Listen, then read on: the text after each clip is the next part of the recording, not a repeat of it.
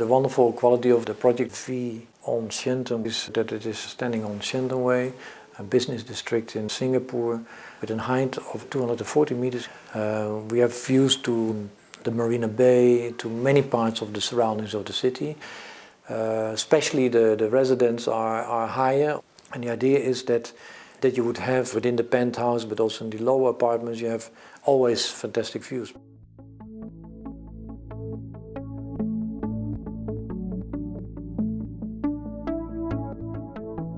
What's quite nice is that you have in the size of the project with the towers and the height.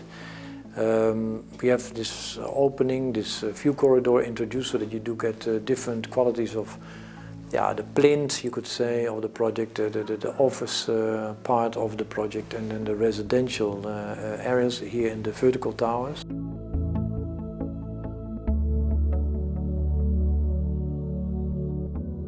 So if you talk about the entrance towards the project, Shenton Way, if you have then the infrastructure of it and the movement and the way how the line of the road is picked up by the line of the facade and the texture of the facade, then the sculptural quality of the facade is held up by this line and frames it.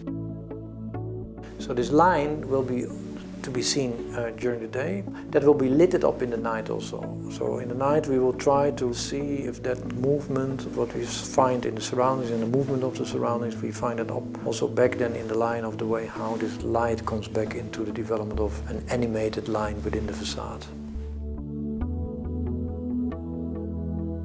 Because we have so many apartments and so many nice type of apartments, the quality is that we have with this introduced some public areas, so we have these fantastic sky gardens, so green zones within the top and the middle part of the building and also on the lower part, whereby we could introduce areas where the residents could share the view of the city, the green, the leisure quality of the location. The pattern of the facade related to how in one line the project is having a coherent quality. You have different types of textures going to the side and the front and the lower part of the building. A public entrance zone on the lower part. Then we have the parking area. Then you have the offices and the residential area and the sky garden. That all these different functions do have different textures. And sometimes they might relate to a glass facade moving in and outwards. But on the side there is always a lighting element coming up with a different color, so that the texture would be even more emphasized.